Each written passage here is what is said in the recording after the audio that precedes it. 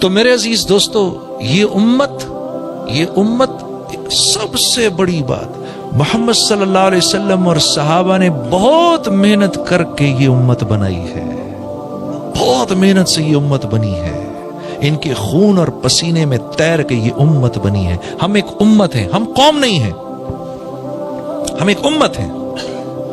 We are not a nation, we are an ummah، ہم امت ہیں۔ اور من حیث الامہ ہماری تعریف ہوئی بھی ہے قرآن کے اندر، من حیث الامہ۔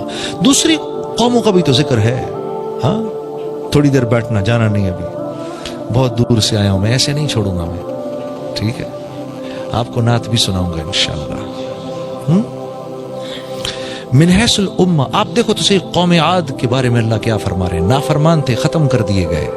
قوم سمود کے بارے میں دیکھو، نافرمان تھے، ختم کر دیے گئے۔ قوم لوط کے بارے میں بے حیا تھے، ختم کر دیے گئے۔ قوم شعیب کے بارے میں معاملات میں بدمعاملگی کرتے تھے، ختم کر دیے گئے۔ جیسے ہی آپ کا ذکر آیا، اللہ کا لہجہ بدل گیا۔ وہ سب ایسے تھے، لیکن تم بہترین امت ہو، تم بہترین امت ہو۔ کیوں یا اللہ کیوں؟ ہاں ہماری تو نماز 5 منٹ کی ہے، 10 منٹ کی ہے، ہاں ان کے بنی اسرائیل کے عابد 100 سال تک اپنی عبادت گاہوں میں رہا کرتے تھے، 100 سال لگتے تھے۔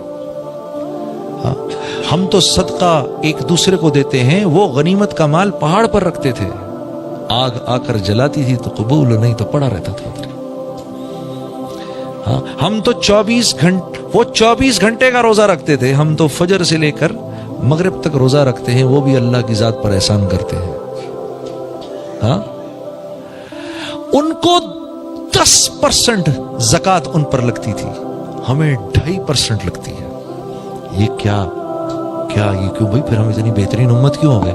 اس لیے کہ جو کام اللہ نے ہمیں دیا وہ کسی اور کو نہیں دیا۔ کنتم خیر امہ، تم بہترین امت ہو۔ لہجہ ہی بدل گیا، پورا لہجہ ہی بدل گیا۔ وہ ایسے تھے، تم بہترین امت ہو۔ یا اللہ کیوں؟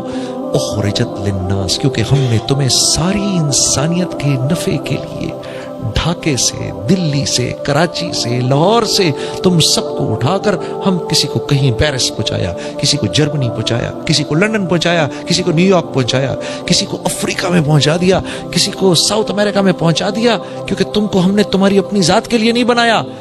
اپنی زندگی بگاڑو تاکہ دوسروں کی زندگی بنے۔ ہاں جو اپنی زندگی بنائے گا وہ دوسروں کی زندگی بگاڑے گا، جو اپنی زندگی میں بگاڑ لائے گا وہ دوسروں کی زندگی کو بنائے گا۔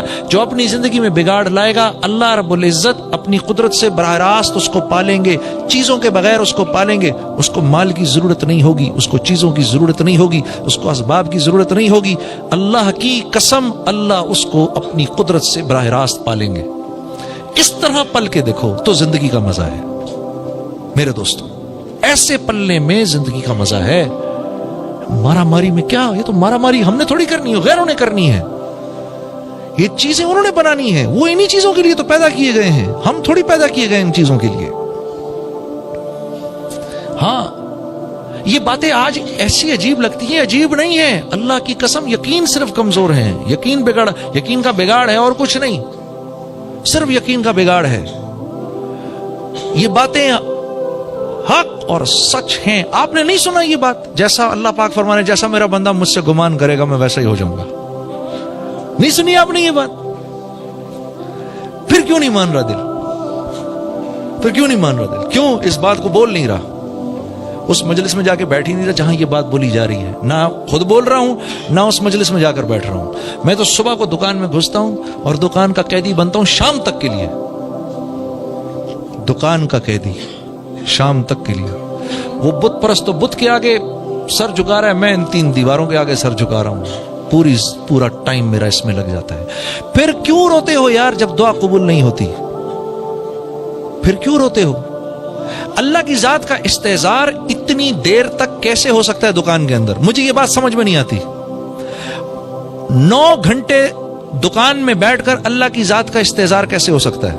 مجھے بتاؤ کیسے ہو سکتا ہے اس دور میں یار؟ ہو ہی نہیں سکتا۔ اگر مسجد والے نہیں بنو گے تو اللہ کی ذات کا استحضار ہو نہیں سکتا۔ ایک نماز جماعت سے پڑھی، دوسری نماز جماعت سے نہیں پڑھی، یقین مانو اپنے دل کی کیفیت کو بدلتا ہوا محسوس کرتا ہوں، ایمان کی سطح نیچے آ جاتی ہے ایک دم سے.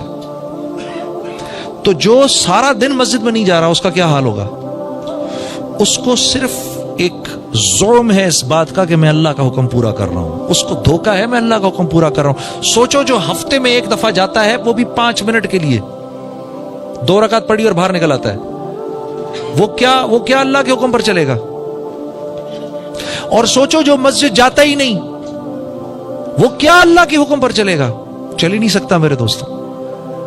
اسی لیے اللہ کے نبی نے فرمایا جس کو مسجد جاتے ہوئے دیکھو اس کے ایمان والے ہونے کی ضمانت دو. اس کے، یہ اس نمازی کے نہیں جو یہاں اس نے ادھر نماز پڑھی ادھر چلا گیا پھر وہاں یہ کر دیا وہاں یہ بول، نہیں، جو مسجد جس کو باقاعدگی سے جاتے ہوئے دیکھ رہے ہو یہ مسجد جا رہا ہے، یہ بنے گا. چاہے یہ کتنا ہی بڑا شرابی، جواری، بے حیا، جو کچھ بھی ہے یہ بن جائے گا. کیوں؟ یہ مسجد جا رہا ہے. تو میرے دوستو ایسے تو پھر بات نہیں بنے گی. پھر روتے کیوں؟ میرا یہ کام نہیں ہو رہا، میرے وہ کام نہیں ہو رہے. پھر روتے کیوں ہو؟ جب ایک آدمی اپنی ذمہ داری پوری نہیں کرتا تو پھر ذلت اس کا مقدر بنا دی جاتی ہے. ذلت اس کا مقدر بنا دی جاتی ہے. میں نے پہلے آپ سے کہا تھا ہمارے ساتھ وہ معاملہ نہیں ہے جو دوسروں کے ساتھ ہے. ہمارے ساتھ وہ معاملہ نہیں ہے. ہمیں ہماری، جیسے میرا بچہ ہے نا، ایک میرا بچہ ہے، وہ نافرمانی کرے گا میں تو نہیں چھوڑوں گا اس کو، میں تو پٹائی کروں گا اس کی، میں پکڑوں گا اس کو. ہمسائے کا بیٹا جو کرتا ہے کرتا پھرے. ہاں تو ہمارے ساتھ معاملہ اللہ کا وہ ہے. ہم ذرا دائیں بائیں ہوتی ہیں ایک چپت آتی ہے اوپر سے، اے خبردار ادھر نہیں جانا تم نے. پھر لوگ اگر کوئی یہ کہے کہ یار باپ بڑا سخت ہے، یار یہ تو بڑا سخت باپ ہے، یہ بات ٹھیک ہے؟ نہیں، اس کی سختی نے تو کل اس کے کام آنا ہے. اس کی سختی نے کل اس کے کام آنا ہے.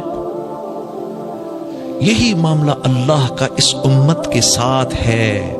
اللہ رب العزت نے ہمارے نبی صلی اللہ علیہ وسلم سے جاتے وقت اس بات یہ بات اللہ پاک نے ہمارے نبی کو ضمانت دی تھی کہ ہم آپ کے بعد آپ کی امت کو اکیلا نہیں چھوڑیں گے. ہمیں اللہ نے اکیلا نہیں چھوڑا.